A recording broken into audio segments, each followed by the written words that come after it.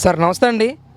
అమరావతి పేరు చెప్పి మళ్ళీ చంద్రబాబు నాయుడు మోసం చేస్తున్నాడు, ప్రజలను మభ్యపెడుతున్నాడనే ప్రచారం పెద్ద ఎత్తున సోషల్ మీడియాలో జరుగుతూ ఉంది. అసలు అమరావతి రైతుగా దీని మీద మీరు ఏ విధంగా రియాక్ట్ అవుతారు? జయ అమరావతి, జయ ఆంధ్రప్రదేశ్. దొంగతనం చేసినటువంటి దొంగ మళ్ళీ అతనే దొంగ అని అరిచినట్లుగా ఈ ప్రచారం ఉంది. ఎందుకంటే జగన్మోహన్ రెడ్డి గారు గతంలో ఏం చెప్పాడంటే, గుంటూరు అమరావతి మధ్య 30,000 ఎకరాలు తీసుకోండి, గుంటూరు విజయవాడ నగరాల మధ్య 30,000 ఎకరాలు తీసుకోండి, రాజధాని నిర్మాణానికి నేను పూర్తిగా సహకరిస్తున్నానని చెప్పి మరి ఎప్పుడో 2015 సెప్టెంబర్ 17వ తారీఖున శాసనసభ సాక్షిగా మాట్లాడినటువంటి జగన్మోహన్ రెడ్డి అమరావతిని అడ్డుకోవాలని చెప్పి ఎన్నో ప్రయత్నాలు చేశాడు. అప్పుడు టీడీపీ అధికారంలో ఉన్నప్పుడే. ఆ తర్వాత ప్రభుత్వం మారిన తర్వాత అమరావతిని విచ్ఛిన్నం చేయాలి, విధ్వంసం చేయాలి అని మరి 5 సంవత్సరాల ప్రయత్నం చేస్తూనే ఉన్నాడు. ఎన్నికలకు ముందు ఏం చెప్పాడు, నేను ఇక్కడే ఇల్లు కట్టుకున్నాను, అమరావతి నిర్మాణం చేస్తాను, అమరావతి నా వల్లే సాధ్యమైందని చెప్పి 2019 ఎలక్షన్లో అబద్ధాలు చెప్పి అధికారంలోకి వచ్చినటువంటి జగన్మోహన్ రెడ్డి అమరావతిని పూర్తిగా విధ్వంసం చేయాలనే ప్రయత్నం చేశాడు. మరి నారా చంద్రబాబు నాయుడు గారు అమరావతి సృష్టికర్త.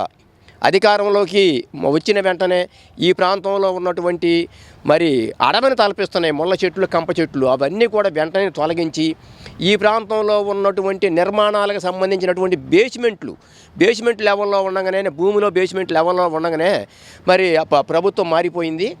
ఆ గుంటల్లో నీళ్లు నింపి 5 సంవత్సరాలు కూడా మరి అమరావతి మునిగిపోయిందని చెప్పి దుష్ప్రచారం చేసినటువంటి దుర్మార్గుడు జగన్మోహన్ రెడ్డి.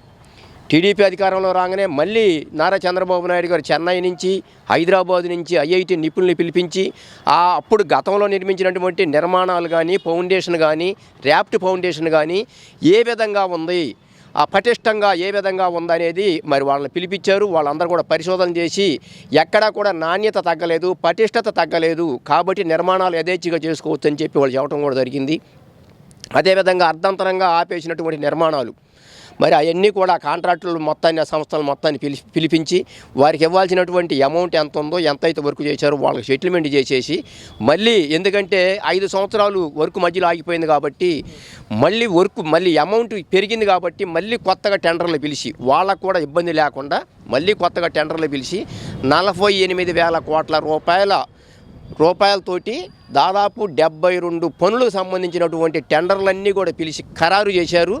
ఇంకా ఒక 5-10 ఉన్నాయి టెండర్లు, వాటికి కూడా టెండర్లు పిలిచారు. అవి కూడా త్వరలోనే ఖరారు కాబోతున్నాయి. కాకపోతే ఏంటంటే మరి భారతదేశ ప్రధానమంత్రి వాళ్ళు శ్రీ నరేంద్ర మోడీ గారి చేతుల మీదుగా పునఃప్రారంభం చేస్తే బాగుంటుందనే ఉద్దేశంతో ప్రధానమంత్రి గారి కోసం వెయిటింగ్ చేస్తున్నారు. వారు కూడా ఏప్రిల్ 3వ వారంలో రావడానికి సిద్ధంగా ఉన్నారు. ఏప్రిల్ 3వ వారం నుంచి పనులు యుద్ధ ప్రాతిపదిక మీద ముమ్మరంగా జరగబోతున్నాయి. అదేవిధంగా మరి కాంట్రాక్ట్ సంస్థలు కూడా చెప్పారు, కనిష్టంగా సంవత్సరం నుంచి గరిష్టంగా 3 సంవత్సరాల కాల వ్యవధిలో కూడా ఈ మొత్తం నిర్మాణాలన్నీ కూడా పూర్తయిపోవాలని చెప్పి వారికి చెప్పడం జరిగింది. వారు కూడా దానికి అంగీకరించి కాంట్రాక్టు సంస్థలు మొత్తం కూడా రాజధానిలోకి పెద్ద మిషనరీలతోటి మరి పెద్ద ప్రొక్లైన్లతోటి ఇక్కడ దిగారు. మరి వాళ్ళకి సంబంధించినటువంటి పనుల్లో ఉండే కూలీలకు సంబంధించినటువంటి నిర్మాణాలు కూడా చేసుకుంటున్నారు. మరి దానికి సంబంధించినటువంటి మరి మేనేజర్లు కానీ, వర్కర్స్ వాళ్ళకు కూడా నిర్మాణాలకి మరి వాళ్ళు కూడా ఇల్లు వేసుకోవడం కూడా జరుగుతుంది. అన్ని కాంట్రాక్ట్ సంస్థలు కూడా రంగంలో దిగిని వాళ్ళందరూ కూడా పనులు ప్రారంభించడానికి సిద్ధంగా ఉన్నారు. ఎక్కడా కూడా చంద్రబాబు నాయుడు గారు అబద్ధాలు చెప్పడం అనేది ఎక్కడా కూడా లేదు. ఆయన చేసేదే చెబుతాడు, చెప్పిందే చేస్తాడు. ఎక్కడా కూడా జగన్మోహన్ రెడ్డి లాగా కళ్ళబొలి కబుర్లు చెప్పడం, అబద్ధాలు చెప్పడం అనేది నారా చంద్రబాబు నాయుడు గారు ఎప్పుడూ లేదు, ఇప్పుడు లేదు.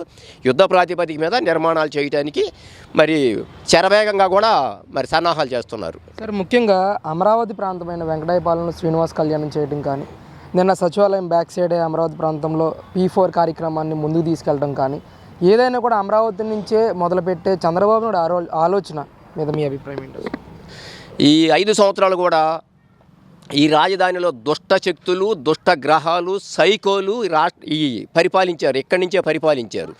వారందరూ కూడా ఏమి అన్నారు, ముంపు ప్రాంతం అన్నారు, ఎడారి అన్నారు, శ్మశానం అన్నారు, లేకపోతే 36 రాజధానులు పెడతామన్నారు, నిర్మాణాలకు పనికిరాదన్నారు, కట్టడాలకు పనికిరాదన్నారు, ఒకే కులం అన్నారు, ఒకే మతం అన్నారు, లేకపోతే భూస్వాముల రాజధాని అన్నారు. మరి రోజుకో రకంగా అబద్ధాలు చెప్పి ప్రజల్ని ఇంకా కూడా మోసం చేసి కళ్ళబొల్లి కబుర్లు చెప్పి మోసం చేయాలని చెప్పి ప్రయత్నాలు చేశారు. ఆ దుష్ట శక్తులు, దుష్ట గ్రహాలు పీడ విరగడవ్వాలని చెప్పి వెంకటపాలెంలో శ్రీ వెంకటేశ్వర స్వామి వారి కళ్యాణాన్ని ఘనంగా నిర్వహించి ఈ ప్రాంతం కూడా అంతా కూడా గోవిందనామ స్వరంతో మారుమోగేలాగా ఈ ప్రాంతం మళ్ళీ ఏ విధంగా అయితే వాళ్ళు మరి ఆ దుష్ట గ్రహాలు ఆ దుష్ట గ్రహాలన్నీ కూడా తరిమి కొట్టే విధంగా గోవిందనామ స్వరంతో ఆ రోజున శ్రీనివాస కళ్యాణం వెంకటేశ్వర స్వామి వారి కళ్యాణం చేయటం జరిగింది.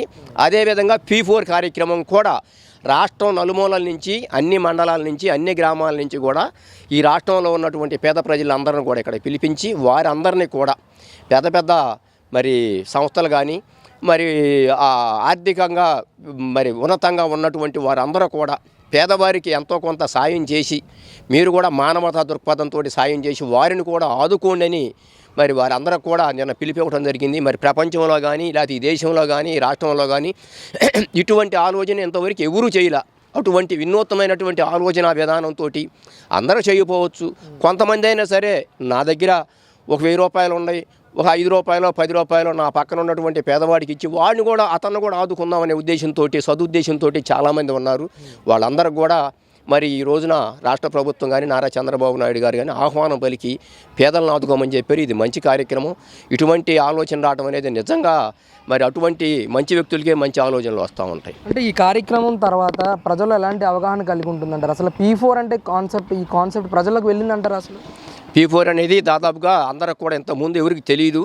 ఆయన ఏంటంటే P4 కార్యక్రమం ద్వారా అందరికీ మరి కొంచెం ఆర్థికంగా ఉన్నతంగా ఉన్న వాళ్ళందరూ కూడా లేని వాళ్ళకి ఎంతో కొంత ఆర్థిక సహాయం చేయాలని పిలిపివ్వడంతో చాలామంది పేదలు చాలామంది వెనకబడ్డ తరగతుల వారు నారా చంద్రబాబు నాయుడు గారికి ధన్యవాదాలు తెలియజేస్తూ ఇటువంటి మంచి మంచి కార్యక్రమాలు చేస్తున్నటువంటి ఈ ముఖ్యమంత్రి ఇటువంటి ముఖ్యమంత్రి రాష్ట్రానికి మరి చిరకాలం ఉండాలని చెప్పి వాళ్ళందరూ కూడా కోరుకుంటూ మరి ఎప్పుడూ కూడా ఇటువంటి పిలుపు ఎవరు ఇవ్వలేదు.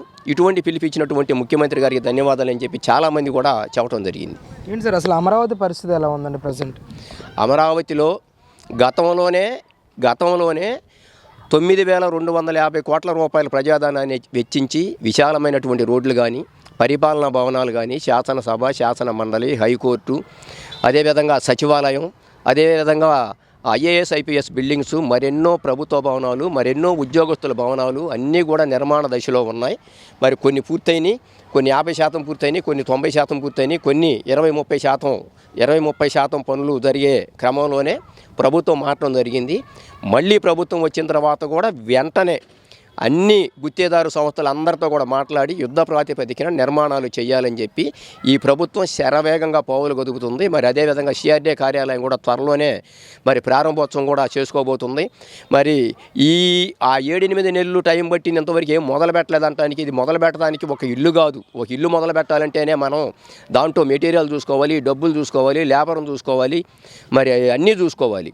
మరి ఇటువంటి మరి ఒక మహానగరాన్ని నిర్మించాలంటే సామాన్యమైన విషయం కాదు. మరి డబ్బులు కావాలని చెప్పి కేంద్ర ప్రభుత్వం దగ్గరికి వెళ్ళి మరి మా కేంద్ర ప్రభుత్వ సహకారంతో ఆసియా అభివృద్ధి బ్యాంక్ కానీ వరల్డ్ బ్యాంక్ నుంచి కానీ 15,000 కోట్ల రూపాయలు, అడ్కో నుంచి 11,000 కోట్ల రూపాయలు, మరి జర్మనీ బ్యాంక్ నుంచి మరో 5,000 కోట్ల రూపాయలు, మొత్తం 31,000 కోట్ల రూపాయలు రుణాన్ని కూడా సమకూర్చుకోవాలి. 31,000 కోట్ల రుణం సమకూర్చుకోవడం అంటే మామూలు విషయం కాదు. మరి అన్ని డబ్బులు చూసుకోవాలి, మరి అన్ని టెండర్లు పిలవాలి. దాదాపు 90 రకాల పనులు ఉన్నాయి. 90 రకాల పనులకు సంబంధించి 72 రకాల పనులకు టెండర్లు కూడా పూర్తి అయిపోయినాయి, అన్నీ కూడా ఫైనల్ అయిపోయినాయి. ఇంకా కొద్దిగా ఉన్నాయి, అవి కూడా మరి వాటికి కూడా టెండర్లు పిలిచారు, అవి కూడా తొందరలోనే ఖరారు అవుతాయి. కాబట్టి ఈ వచ్చే 3 సంవత్సరాల్లోనే అమరావతి నిర్మాణం శరవేగంగా కొనసాగి ఆడ మహానగర నిర్మాణం దాదాపుగా సగానికి పైగా పూర్తవుతుందని చెప్పి పూర్తిగా మా నమ్మకం ఉంది, ఆశాభావాన్ని వ్యక్తం చేస్తున్నాం.